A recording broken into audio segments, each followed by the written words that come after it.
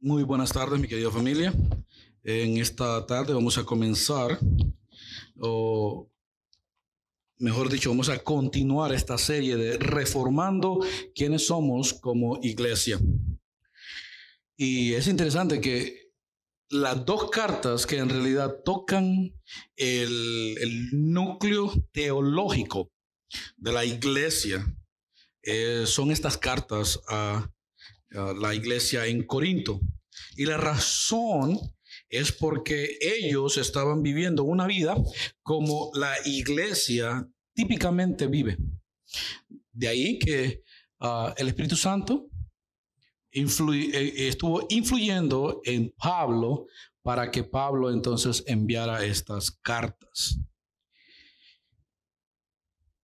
Entendiendo la palabra influencia, sobre eso va a tratar esta nueva serie de 4 sermones basados en 1 Corintios capítulo 6 versos del 1 al 11.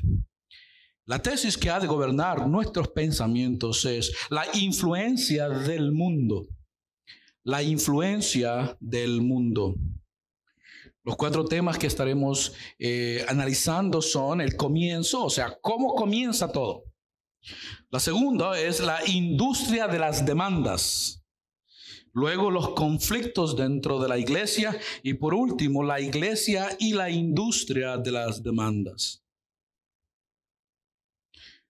Cada día que estemos o cada domingo que estemos analizando estos, quiero que cada uno de nosotros lea exactamente estos 11 versos porque implican mucho dentro de la iglesia, concerniente a la responsabilidad de la iglesia, del trato del uno para con el otro, y especialmente lo que implica el liderazgo y la manera en que los líderes deben de lidiar con ciertas cosas que suceden dentro de la iglesia.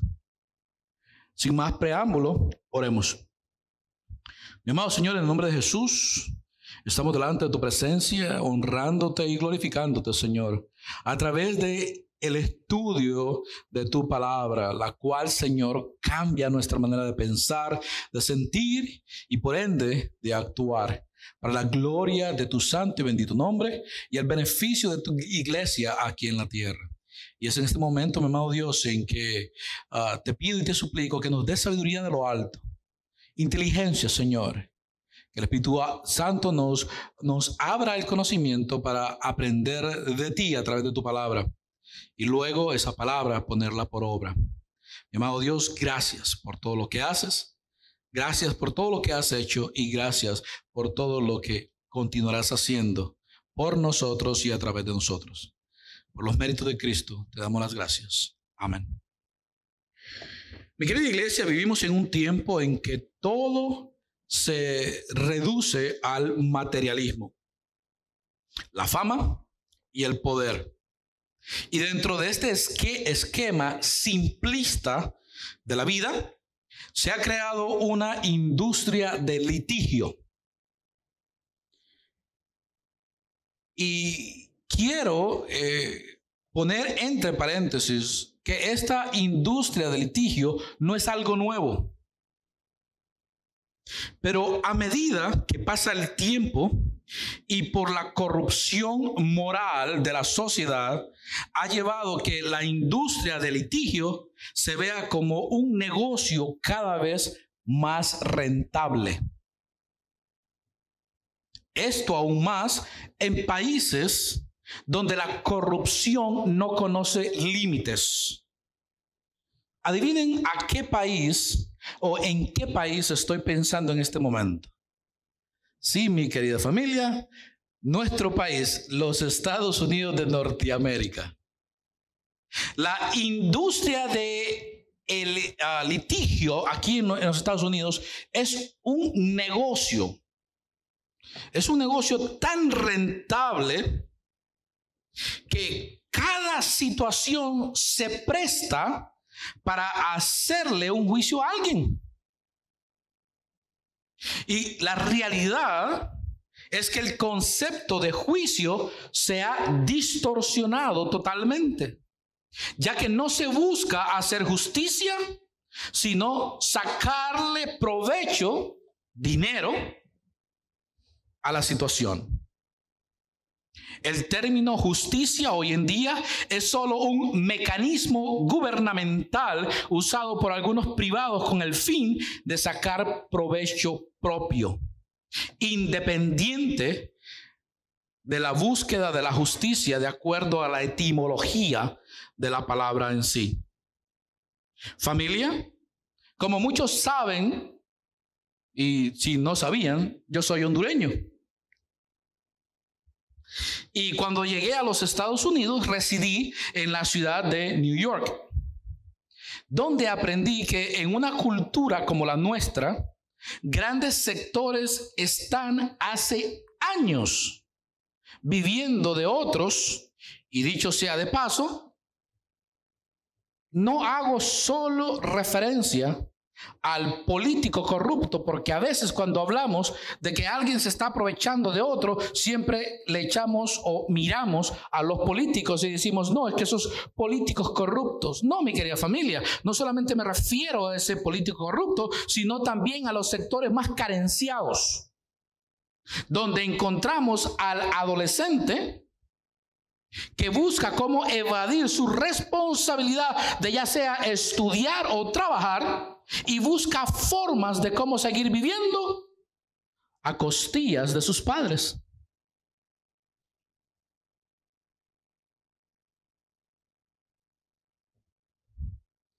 El cual indaga en métodos legitimados para no ni estudiar, ni trabajar, ni asumir las responsabilidades que la sociedad donde vive le demandan.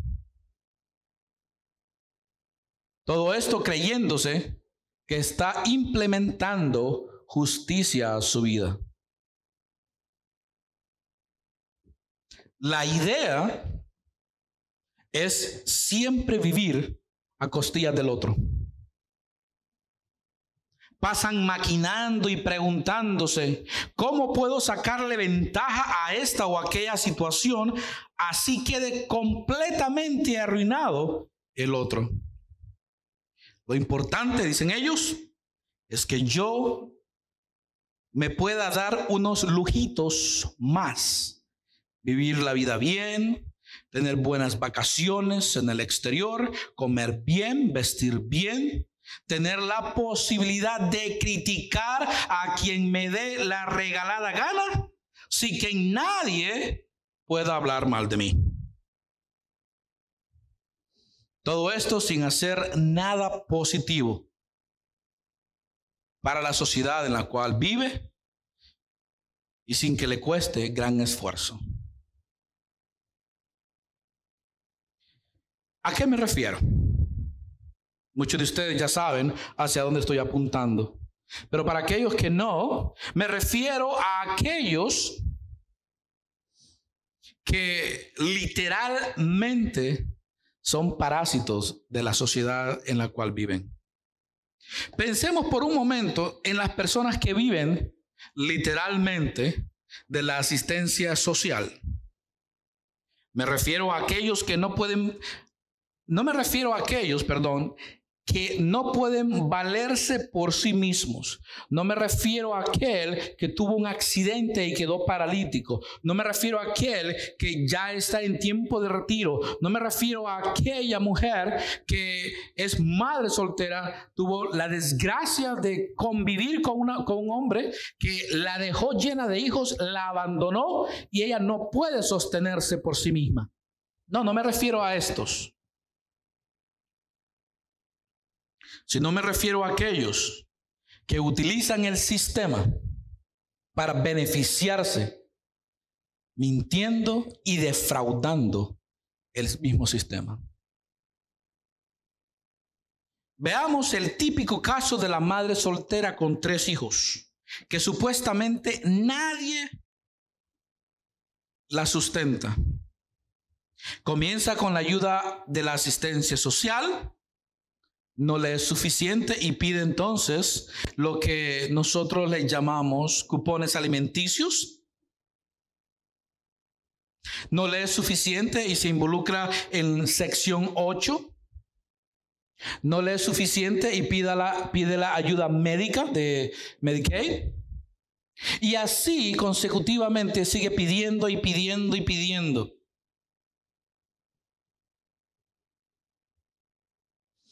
Al año siguiente, esta misma mujer queda en estado de gestación y recurre a la misma historia. No sé dónde está el padre de esta criatura. No lo puedo encontrar. Y entonces, ¿qué hace el sistema? Le aumenta la ayuda.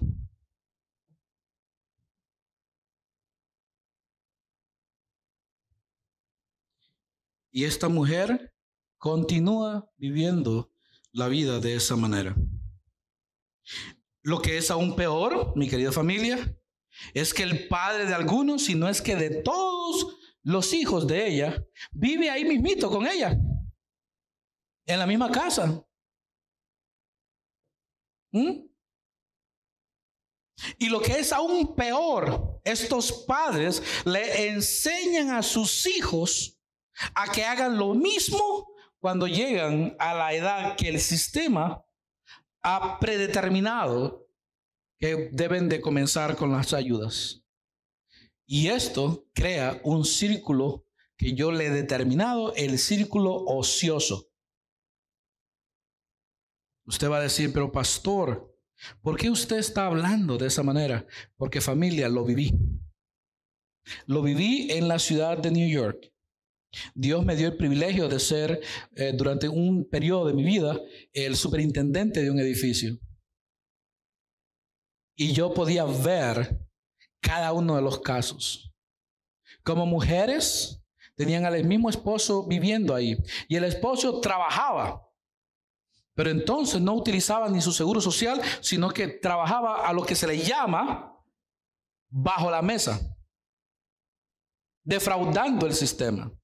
Ahorrando grandes y fuertes cantidades de dinero para comprarse una casa en sus países de orígenes.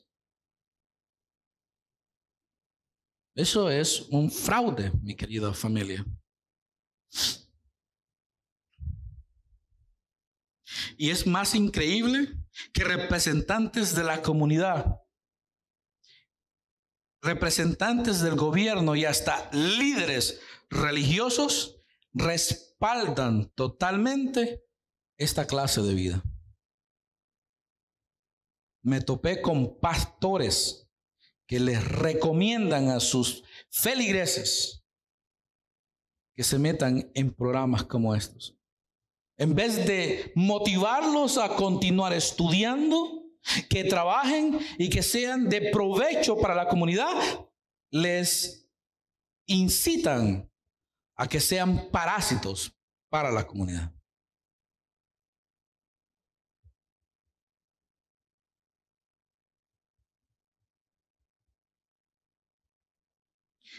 Y lo que es peor, estas personas por vivir una vida en el ocio, o sea, siendo haraganes, viven una vida maquinando cómo pueden seguirle sacando provecho.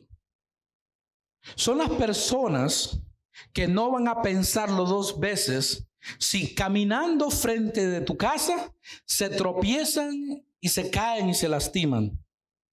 Prepárate, porque te van a demandar.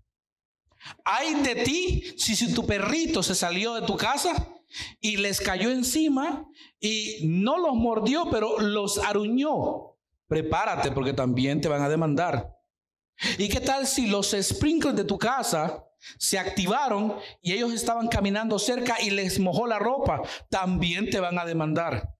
Porque vivimos en una sociedad donde cualquier situación puede ser usada para demandar.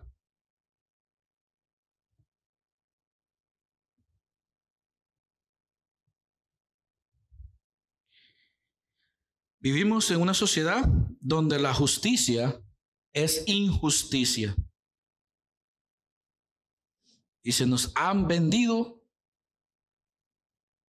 por así decirlo, naranjas por limones.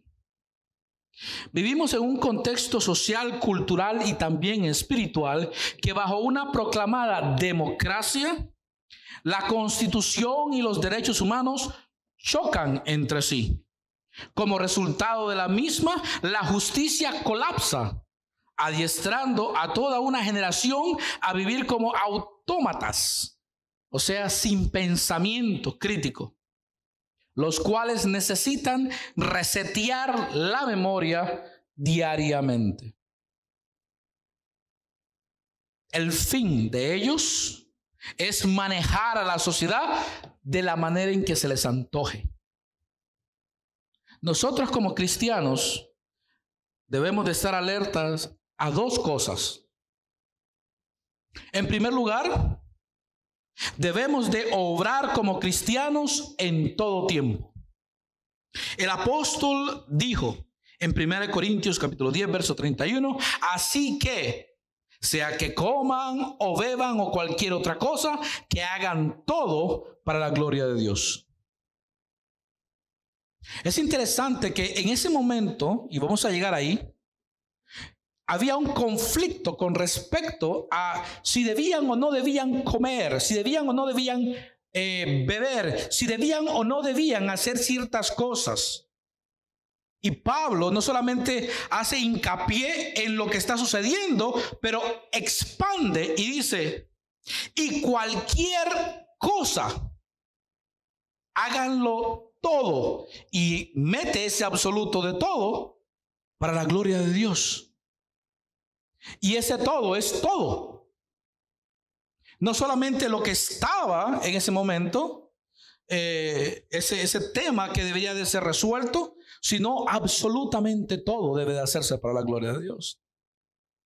¿Por qué? Porque es a Dios al que se le debe dar toda la gloria.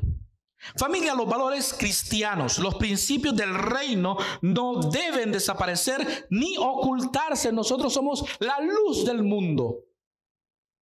Y como luz debemos de estar siempre en un lugar donde nuestra luz alumbre. Debemos amar a las personas. Debemos saber vivir y hasta donde se pueda y dependa de nosotros vivir en paz. Debemos arbitrar todos los medios para mostrar un testimonio cristiano, como estaba diciendo el pastor en el video.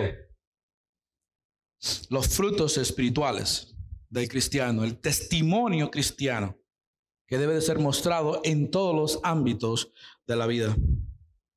El apóstol también dijo en Romanos 12 del 16 al 18, vivan en armonía unos con otros, no sean tan orgullosos como para no disfrutar de la compañía de la gente común y no piensen que lo saben todo, nunca devuelvan a nadie mal por mal. Compórtense de tal manera que todo el mundo vea que ustedes son personas honradas. Hagan todo lo posible por vivir en paz con todos. En segundo lugar, no podemos pasar por alto la mala intencionalidad de muchas personas. Jesús, al comisionar a sus discípulos, les dijo, según Mateo 10 del 16 al 18, miren, los envío como ovejas en medio de los lobos. Por lo tanto, sean astutos como serpientes e inofensivos como palomas. Tengan cuidado porque los entregarán a los tribunales y los azotarán con látigos en las sinagogas. Serán sometidos a juicio delante de gobernantes y reyes por ser mis seguidores. Y esta es la parte más linda de todo. Pero esa será una oportunidad para que les hablen a los gobernantes y a otros incrédulos acerca de mí. Familia, Dios nos envía como ovejas en medio de los lobos y por esa razón debemos ser astutos al mismo tiempo que somos inofensivos. Prudentes, avisados, despiertos, atentos y sobre todo con discernimiento. De otra manera, seremos devorados por los lobos. Familia, desde mi perspectiva, la única diferencia entre los lobos de aquel entonces y los de ahora es que los de ahora tienen las garras y los dientes más afilados. Es la única diferencia. Usted dirá, pero pastor, ¿a qué se refiere? A que antes, cuando había una discrepancia entre dos personas, la gente no solamente hacía una rueda alrededor de esas dos personas, nadie se metía, sino que testificaban de una manera falsa a las autoridades sobre lo ocurrido. Hoy por hoy, sacan el celular, graban el video y después lo editan para presentar lo que ellos quieran presentar.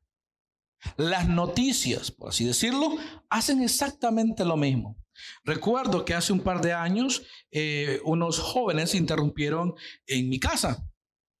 Y cuando llamamos a las autoridades, no sé cómo, las noticias se enteraron y llegaron a la casa. Y nos hicieron una entrevista. Por cierto, se la hicieron a mi hija Janet, la cual habló de todo por casi 15 minutos de lo que había ocurrido. El noticiero editó lo que ella dijo y presentaron solamente lo que ellos quisieron presentar de todo lo que ella dijo. En una ocasión me pasó a mí mismo algo parecido. Cuando éramos parte de la FBC, estaba encargado del pantry o la despensa alimenticia. Y unos jóvenes se metieron también al lugar y vandalizaron el lugar. Cuando llegaron los medios de comunicación, yo también hablé acerca de lo que había ocurrido. Pero de todo lo que yo dije, ellos agarraron lo que ellos quisieron y manipularon lo que yo dije. Y eso es lo que tenemos hoy en día. Por eso, de lo que dicen las noticias, yo les creo un 5%. El otro 95% para mí es basura. Por experiencia propia. ¿Por qué? Manipulan la noticia para producir miedo, pánico dentro de la sociedad, porque eso es lo que vende, eso es lo que levanta el rating. Si usted ve que alguien hizo algo por otra persona, eso no lo presentan. Cuando un policía está cambiándole la llanta a una persona en la 75, eso jamás lo presentan. Pero cuando un policía está arrestando a alguien y lo tira al piso, eso sí lo presentan por meses. ¿Para crear qué? Pánico. Para presentar casos de racismo. Manipulación de las noticias.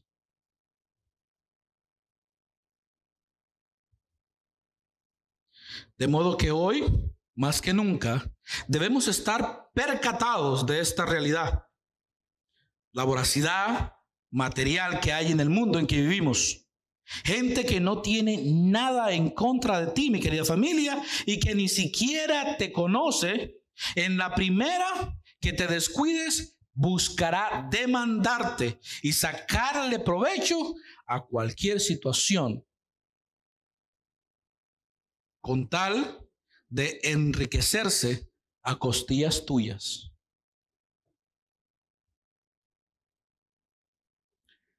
Mi querida familia, todo esto es manejado por un principado que cuando se le da la oportunidad y la posibilidad de manifestarse a través de cualquier canal humano, lo hace sin misericordia. Y lo que es aún peor, en las mismas iglesias. Y esto solamente fue la introducción.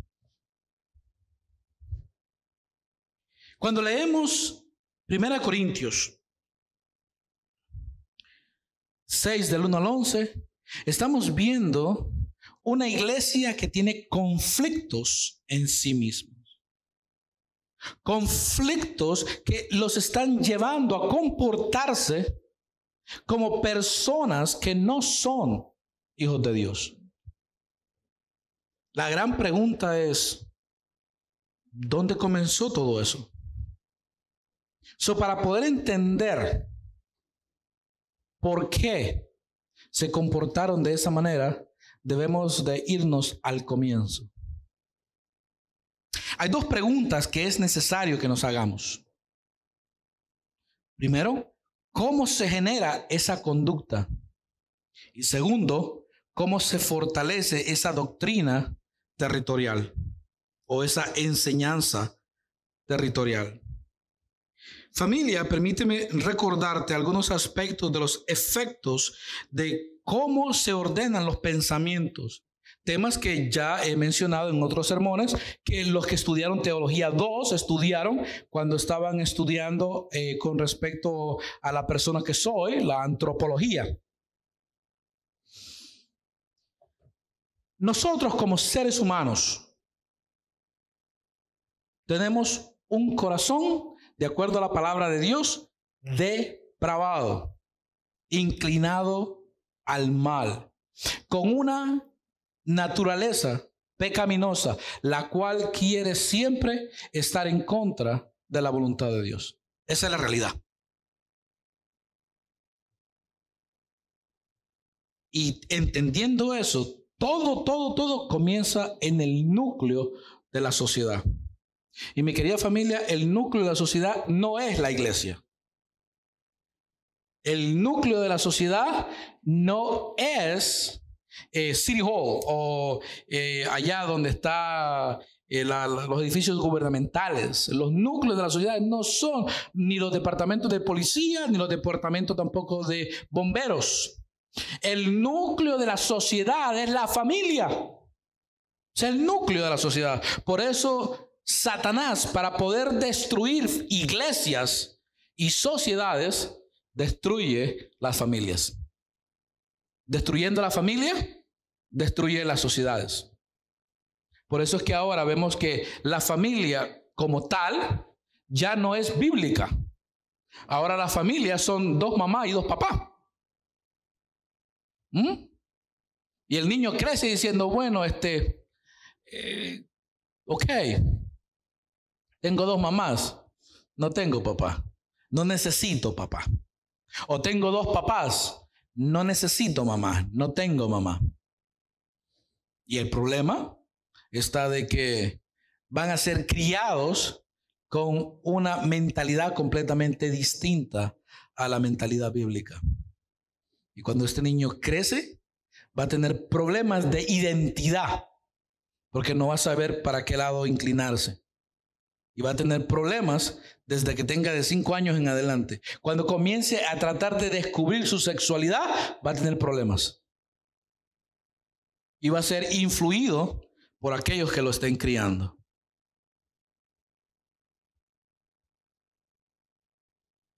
Mi querida familia, como dije al comienzo, el problema comienza en el hogar. Y el problema comienza en el hogar con una mala educación y unos malos ejemplos que como padres les damos a nuestros hijos. Cuando los padres no reprendemos ni disciplinamos a los hijos acorde a la enseñanza bíblica, ante una infracción, ya sea en el entorno familiar, repercutirá cuando se extienda al entorno social. ¿A qué me refiero? Que una falta de respeto a los padres se convertirá en un delito después. Una mentira a los padres en la temprana edad hará que el hijo se convierta en un fraudulento después.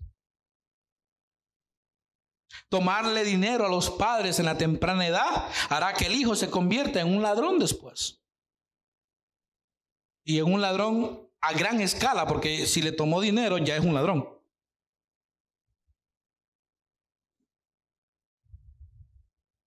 Un deseo de desamor y odio para los padres en la temprana edad hará que el hijo se transforme en un asesino después. Todo lo que como padres les encubrimos y pasamos por alto a los hijos se convertirá a su debido tiempo en un delito dentro de la sociedad donde estos hijos vivan y pertenezcan. Mi querida familia, en Proverbios 13:24, la Escritura nos dice: quienes no emplean la vara de disciplina odian a sus hijos. Los que en verdad aman a sus hijos se preocupan lo suficiente para disciplinarlos. Voy a hacer un paréntesis. Está hablando de disciplinarlos, no se está refiriendo de castigarlos. Gracias, hermano Luis. Ni tampoco se está refiriendo a maltratarlos, a lastimarlos, a ultrajarlos. No. Está haciendo referencia a la disciplina de los muchachos. La disciplina trae consigo el propósito de que el niño aprenda la lección, se arrepienta de lo que está haciendo y cambie su manera de pensar por una manera de pensar negativa a positiva y ser por sí mismo una persona que sea de provecho para su entorno familiar. Eso es la disciplina.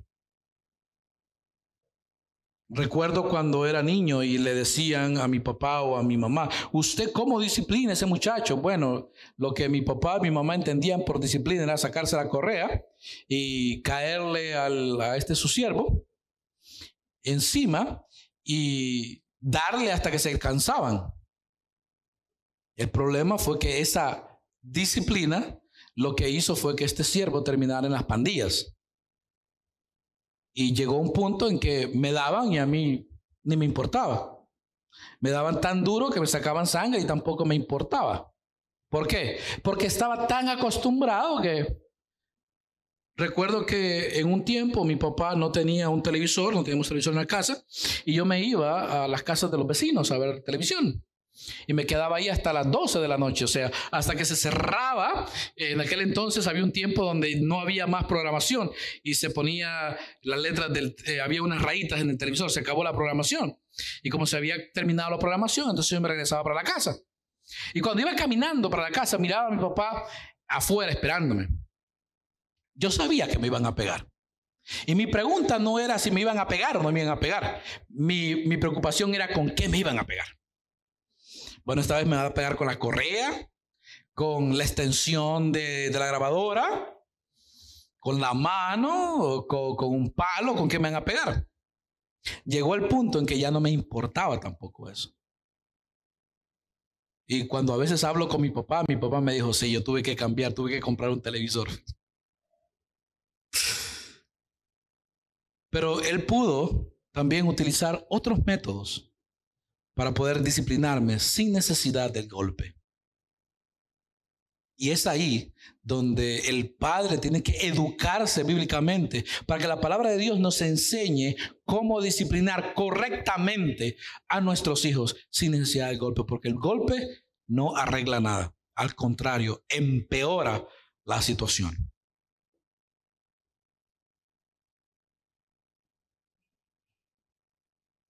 Familia, cuando los padres tomamos livianamente el hecho que los hijos no quieran estudiar en el entorno familiar, repercutirá cuando se extienda al entorno social. ¿A qué me refiero? Que una falta de interés a los estudios se convertirá en una cultura ignorante e iletrada, de la cual es bien difícil salir más adelante, ya que los partícipes de esta cultura siempre están viendo cómo salir adelante sin mucho esfuerzo y sobre todo sin poco o nada de estudio. Familia, aun cuando esta conducta se presenta en pequeñas dosis e exclusiva en dosis que simplemente son inofensivas, hay que cortarlas inmediatamente. Porque de no ser así, se comienzan a poner las bases de un estilo de vida que después no será fácil de acabar ni de cambiar. La Escritura nos dice lo siguiente, Proverbios 2, del 1 al 3. Hijo mío, presta atención a lo que digo y atesora mis mandatos. Afina tus oídos a la sabiduría y concéntrate en el entendimiento. Clama por inteligencia y pide entendimiento. ¿Cómo nosotros podemos llegar a tener entendimiento, inteligencia y sabiduría? Si no es a través de los estudios. En una ocasión, hablando con mi abuelito, cuando él estaba vivo, yo le decía: abuelito, si tú pudieras regresar atrás, al pasado, ¿no? ¿Qué cosas de tu vida tú hubieras cambiado? Y me dijo: me hubiera quedado en la escuela. Hubiera continuado estudiando. Mi abuelito no podía escribir ni leer. Hacía una X. Tenía mucha sabiduría que adquirió en la calle. Pero siempre le dolió el haber dejado los estudios. Con respecto a Josué, aquel gran líder, aquel gran caudillo, aquel hombre que dirigió al pueblo para conquistar la tierra prometida de Canaán, Dios le dijo a él, según Josué capítulo 1, verso 8, noten: estudia constantemente este libro de instrucción. ¿A qué libro se refería? Al Pentateuco, a los 5 libros de Moisés. Medita en él de día y de noche para asegurarte de obedecerlo. Todo lo que ahí está escrito. Noten lo que dice: solamente entonces prosperarás y te irá bien en todo lo que hagas. Para que nosotros podamos prosperar y nos vaya bien, tenemos que estudiar. En una ocasión vino un muchacho que dijo: yo quiero ser médico. Quiero que me den el vestuario de un médico, con la plaquita de un médico, y me den también el equipo de un médico para sentirme médico. Y le dijeron: ¿y quieres ir a la universidad para estudiar como paramédico? Y dijo: no, yo quiero verme como un médico, pero no ser médico. Muchas veces, muchas personas quieren exactamente lo mismo. Ven a otras figuras de la sociedad y dicen: yo quiero ser así, pero no quiero estudiar. Quiero llegar a tener tal puesto en tal empresa, pero sin que me toque estudiar. Anhelan grandes salarios, anhelan ser empresarios sin estudiar lo más mínimo. Mi querida familia, en lo que a la iglesia compete, si tú quieres ser un gran líder dentro de la iglesia, tienes que conocer a Dios. Y la única manera de conocer a Dios es a través de su palabra. O sea, hay que estudiar la palabra de Dios. Familia, cuando los padres no enseñamos a los hijos cómo ganarse dignamente el dinero en el entorno familiar, repercutirá cuando se extienda al entorno social. ¿A qué me refiero? A que una falta de enseñanza consistente y consciente con respecto al valor del dinero y cómo ganárselo dignamente producirá una cultura de haraganes. Mi querida familia, este es el punto neurálgico, este es el meollo del asunto. Cuando los hijos hacen cultura de haraganes o de vagos y comienzan a demandar de los padres amor, ese amor viene disfrazado de un sentir fraudulento. Lo que técnicamente están diciendo: yo lo que quiero es que tú me mantengas el resto de mi vida. Y cuesta a veces decir que no cuando los hijos le piden algo a uno. Pero ¿sabe algo? Hay que enseñarles a ellos desde temprana edad el valor del dinero. No solamente el valor del dinero, pero sino también cómo honrar a Dios en esos momentos. El punto es cómo ganárselo dignamente. Y es deprimente cuando, no importando el nivel social, padres crean cultura de haraganes en sus hijos. Los padres debemos saber que el trabajo no es asunto de categoría social o económica, sino que es una categoría religiosa. Y así debemos enseñarlo a los hijos. ¿Por qué? Porque la Biblia lo enseña. En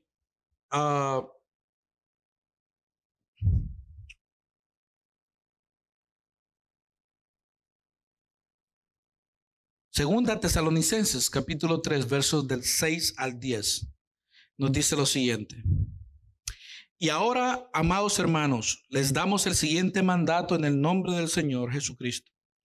Aléjense de todos los creyentes que lleven vidas ociosas y que no siguen la tradición que recibieron de nosotros, pues ustedes saben que deben imitarnos. No estuvimos sin hacer nada cuando los visitamos a ustedes. En ningún momento aceptamos comida de nadie sin pagarla. Trabajamos mucho de día y de noche a fin de no ser una carga para ninguno de ustedes. Por cierto, teníamos el derecho de pedirles que nos alimentaran, pero quisimos dejarles un ejemplo que seguir. Incluso mientras estábamos con ustedes les dimos la siguiente orden. Los que no están dispuestos a trabajar, que tampoco coman. Además, el trabajo dignifica a la persona y eso que tenemos que enseñarle también a nuestros hijos. Primera Tesalonicenses capítulo 4, verso del 11 al 12, dice, la escritura enseña lo siguiente, pónganse como objetivo vivir una vida tranquila, ocúpense de sus propios asuntos y trabajen con sus manos, tal como los instruimos anteriormente. Entonces aquellos que no son creyentes respetarán la manera en que ustedes viven y ustedes no tendrán que depender de otros.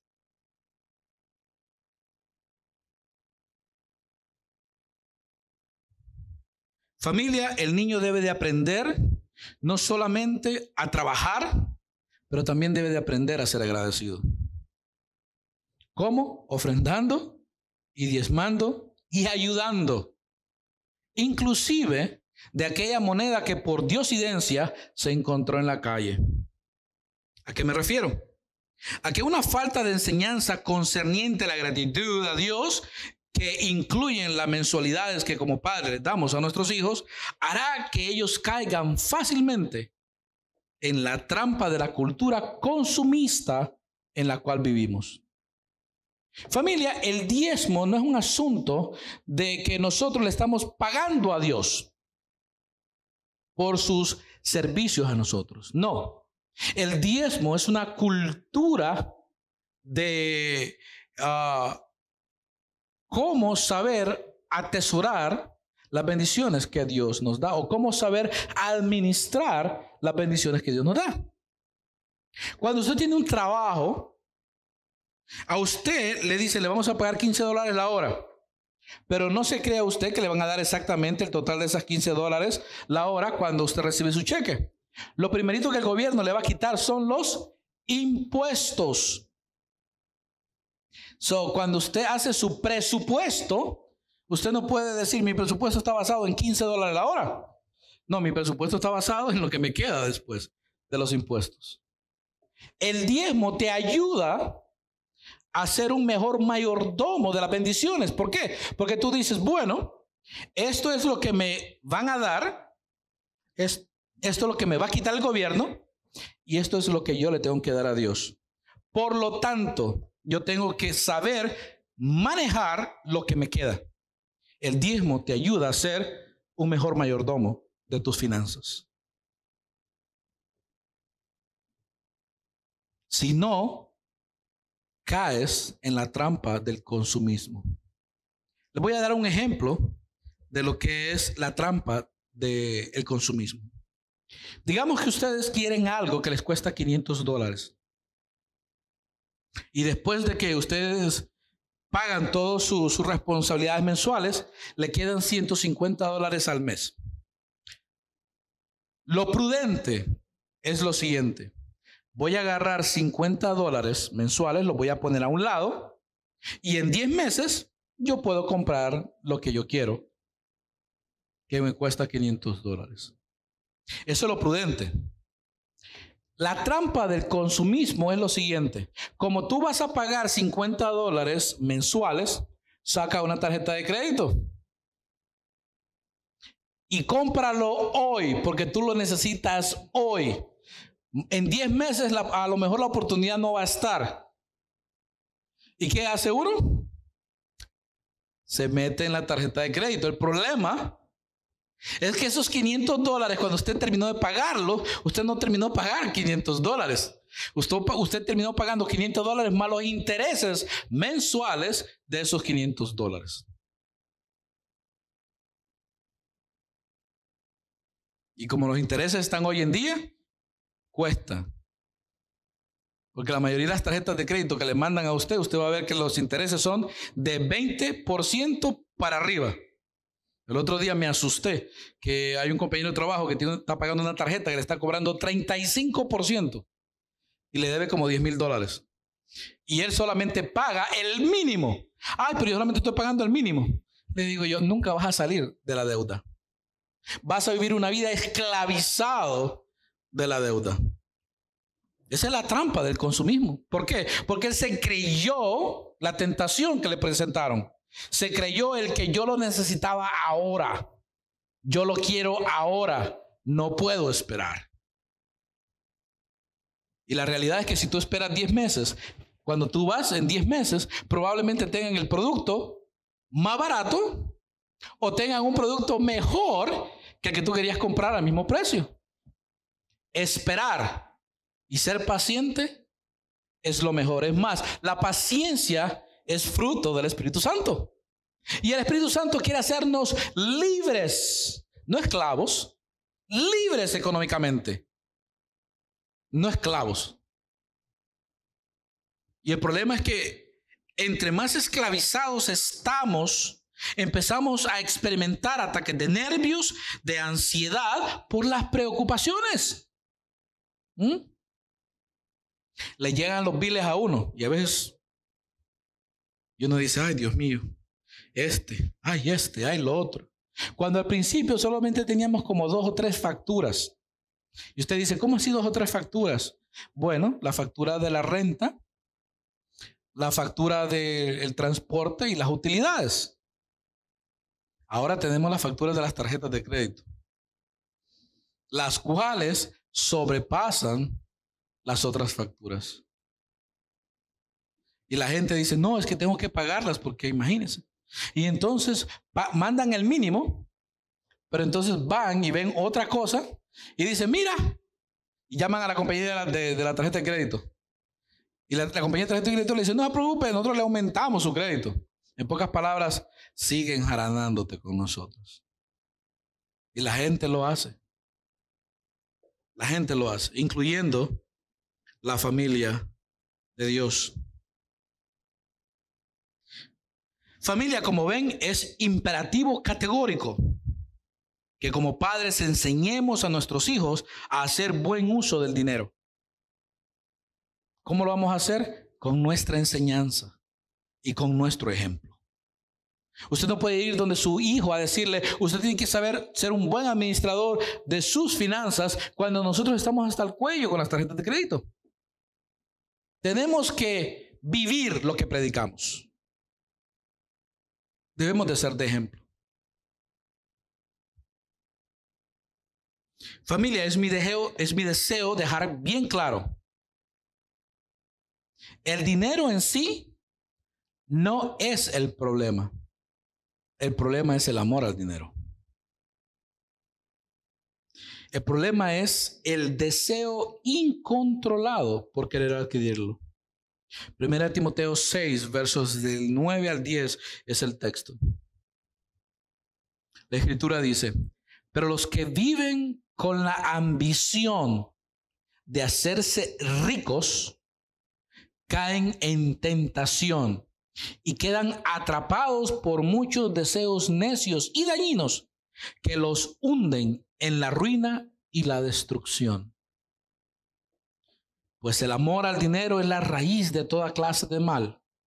Y algunas personas, en su intenso deseo por el dinero, se han desviado de la fe verdadera y se han causado muchas heridas dolorosas. Familia, como leemos en el texto, el amor al dinero es una trampa que no bendice a nadie. Desde pequeños, los hijos deben entender que el dinero no llueve del cielo. Desde hace por lo menos unos 2000 años que hay muchos supuestos seguidores de Cristo Jesús, los cuales seguían a Cristo por la razón equivocada. Lo seguían por los panes y por los peces. Pero no lo seguían porque querían agradar a Dios y vivir una vida santa. En Juan capítulo 6, verso 26, leemos lo siguiente.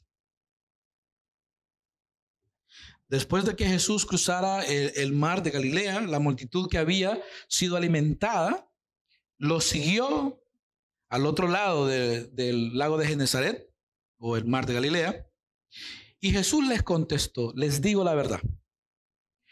Ustedes quieren estar conmigo porque les di de comer, no porque hayan entendido las señales milagrosas. ¿Por qué estoy haciendo esta unión con respecto al deseo incontrolado de tener dinero y seguir a Cristo por los deseos equivocados?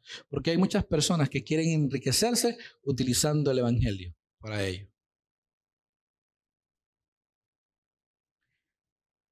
Es interesante que después de que Jesús les explicara a ellos, y ese es un buen capítulo para que todo creyente lea, capítulo 6 de Juan.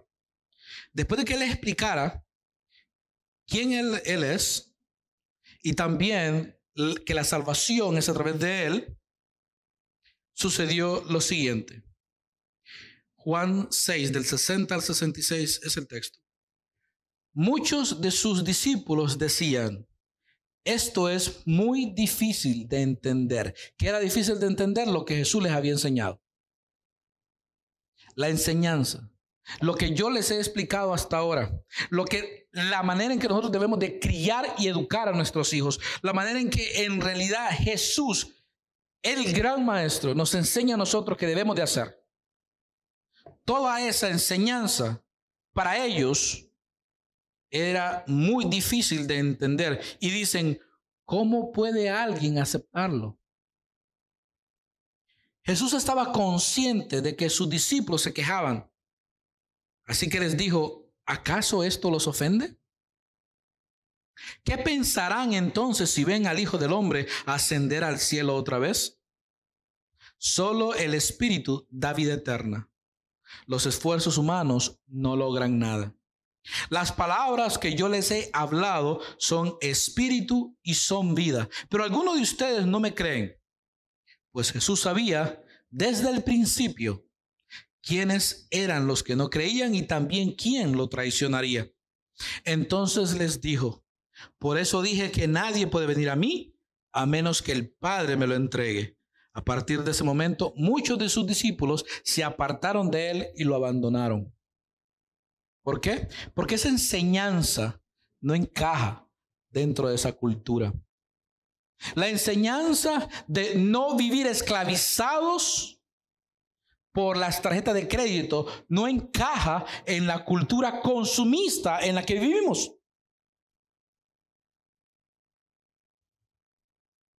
Muchas veces yo siempre digo a las personas: ¿quiere tener crédito?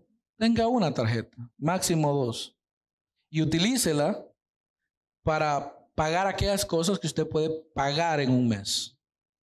gasolina y cosas por el estilo. Y cuando llegue la factura, mande a pagarla completa. Y así usted no paga intereses. Y fabrica crédito. Pero la cultura consumista dice, no te preocupes. Tienes tiempo. Tienes tiempo. Tengamos cuidado, mi querida familia, de no caer en esa cultura consumista, la cual va de la mano con el amor por el enriquecimiento. La teología de la prosperidad es un buen ejemplo de estos supuestos creyentes, los cuales le han dado rienda suelta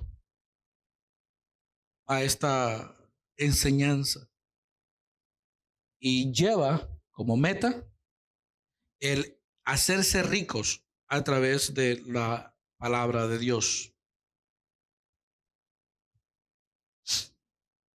La teología de la prosperidad enseña de que nosotros podemos hacer negocios con Dios. De modo que algunos piensan que pueden enriquecerse haciendo pactos con Dios, pero sin trabajar. Solo deben creerle a Dios, orar y eventualmente ayunar, confesar positivo y declarar o profetizar que ese año esa persona se va a mudar, que ese año se va a comprar la mejor casa o el automóvil 0 milla, porque tienen el mundo a sus pies, porque Dios se los ha entregado. Una de las iglesias que más promueve esta teología se llama la Iglesia Universal.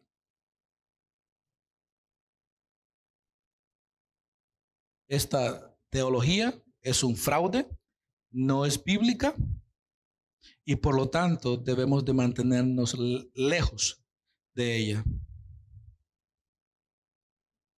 Vamos a ver lo que la Biblia dice acerca de trabajo o no trabajo.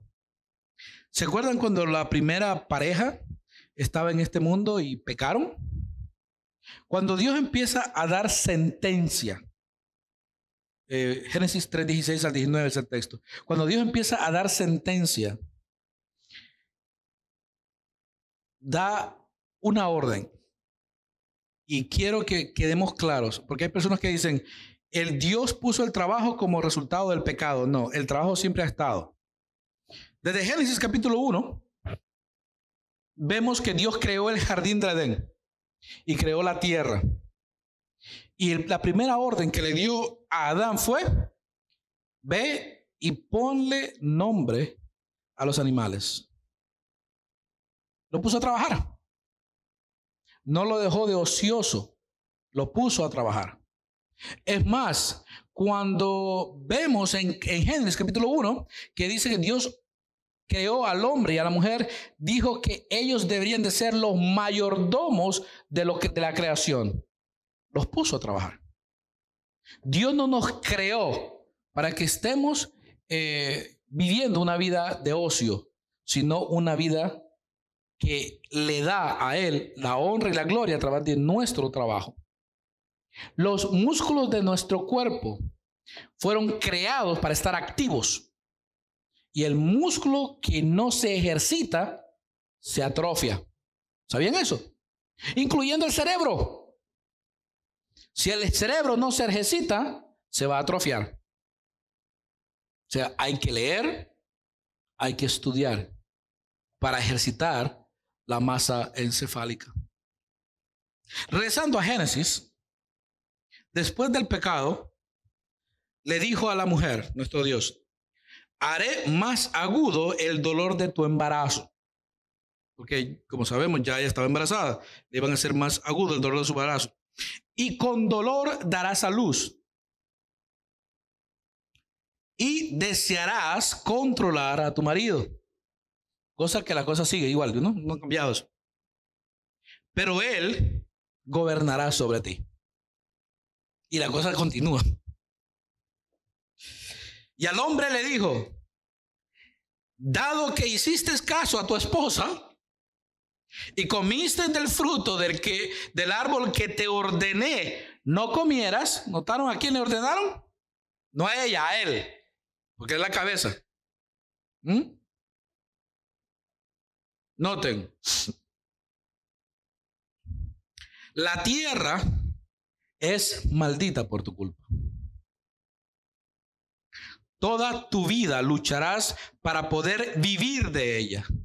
Te producirá espinos y cardos, aunque comerás de sus granos, o sea, de lo que coseches.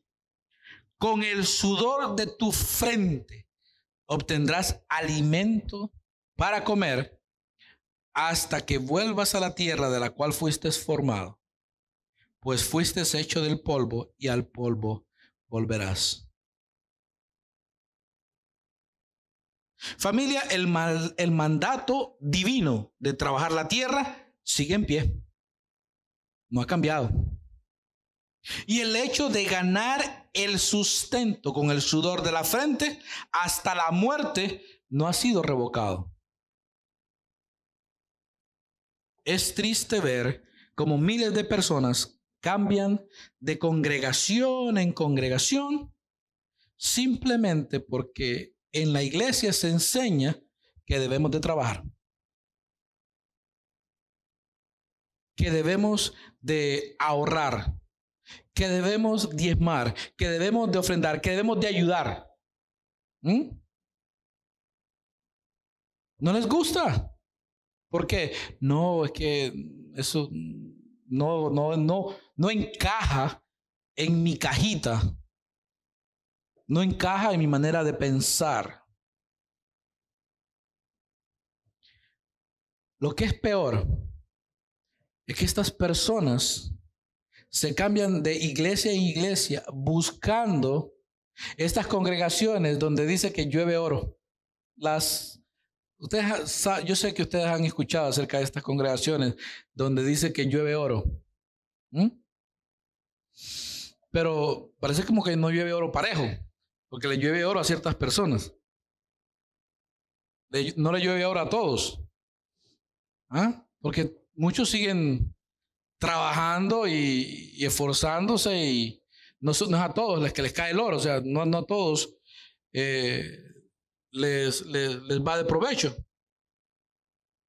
Encima de eso que llueve oro, también suceden una gran cantidad de milagros. Que por cierto, desde que salió el COVID-19, yo no sé qué se hicieron todos esos milagreros. Porque, no sé, estaban proclamando que en esta iglesia sí se sana y que no sé qué, y que vengan para acá y vamos a sanarlos. Y desde que el COVID-19 salió, nadie habla de sanación.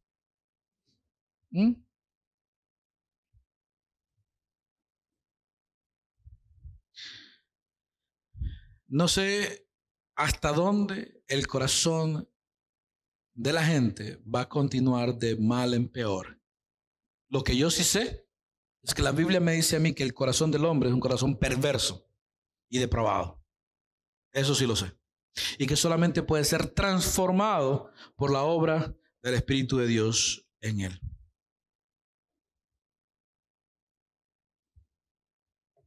Todo vuelve al deseo por el materialismo, por la fama y por el poder.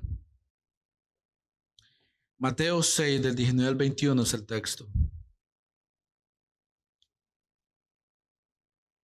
Recordando la enseñanza de nuestro Señor, nos dijo: no almacenes tesoros aquí en la tierra, donde las polillas se lo comen y el óxido los destruye, y donde los ladrones entran y roban. Almacena tus tesoros en el cielo, donde las polillas y el óxido no pueden destruir, y los ladrones no entran a robar. Donde esté tu tesoro, ahí estará también los deseos de tu corazón.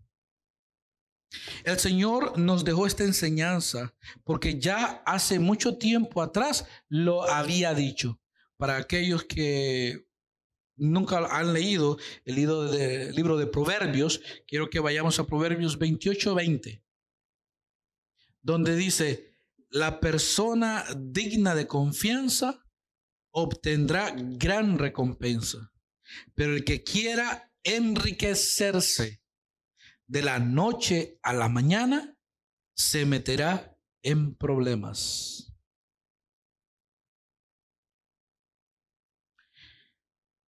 Para concluir, todos sabemos que hay ciertas profesiones que son muy bien pagadas y otras no tanto.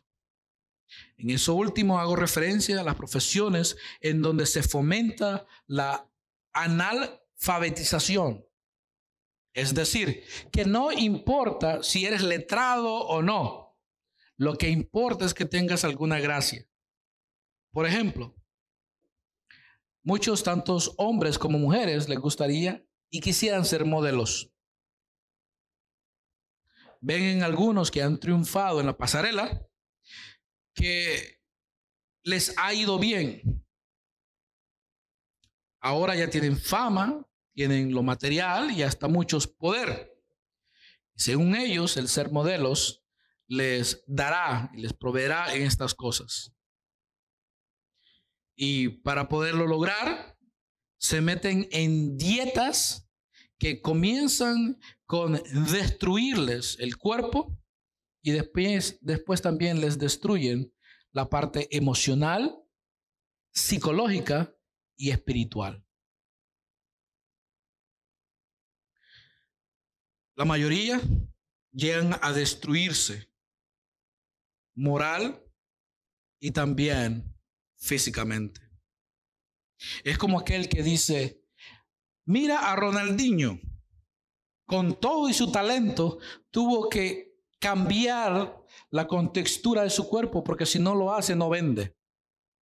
Y aquellos que conocen a Ronaldinho cuando comenzó en el fútbol y lo comparan con el Ronaldinho de ahora, no es el mismo. No es el mismo. Ahora el tipo es un modelo y vende más como modelo. Pero nunca debemos de olvidarnos de la enseñanza de nuestro Señor Jesucristo. Donde esté tu tesoro, allí también estarán los deseos de tu corazón. Está claro que vivimos en una sociedad consumista. Está claro que el comienzo de la educación de nuestros hijos comienza en el hogar, en el núcleo de la sociedad. Mi pregunta en esta tarde es: ¿qué le estamos enseñando a nuestros hijos? ¿Cómo ellos ven la vida? ¿Cómo ellos van a poder, o tratar por lo menos, de diferenciar entre lo que quiero y lo que necesito? ¿Y qué opción van a tomar?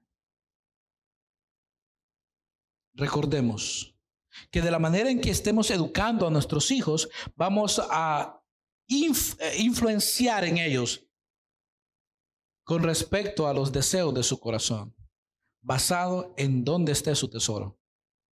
Si su tesoro va a ser honrar a Dios, su corazón se va a inclinar hacia ese lugar. Pero si su intención, su tesoro va a ser lo material, la fama o el poder, los deseos de su corazón se van a inclinar hacia ese lugar.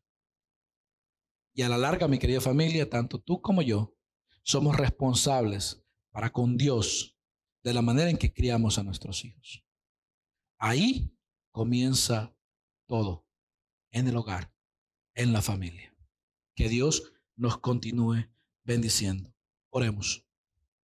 Amado Señor, en el nombre de Jesús estamos más que agradecidos porque una vez más nos has mostrado que todo comienza en el hogar. Todo comienza con papá y mamá. Todo comienza con ese núcleo al cual le llamamos el núcleo de la sociedad. Permite, Señor, que como buenos cristianos, como buenos hijos tuyos, tomemos bien en serio nuestra responsabilidad como padres, nuestra responsabilidad como hijos, nuestra responsabilidad como hijos tuyos, para honrarte y darte gloria a ti en todo lo que nosotros hacemos, aprendiendo de ti a través de tu palabra, enseñándole a los otros a través de nuestro ejemplo, siendo buenos mayordomos tuyos, Señor, porque sabemos cuál es el objeto de nuestro tesoro, el cual es y serás siempre tú. Y de ahí que los deseos de nuestro corazón serán siempre, Señor, agradarte a ti en todo. Permite, Señor, que en esta tarde nuestros hermanos hayan podido entender tu mensaje, Señor, para vivir una vida para la gloria y la honra tuya, para el beneficio de ellos. Por los méritos de Cristo te doy las gracias. Amén y amén.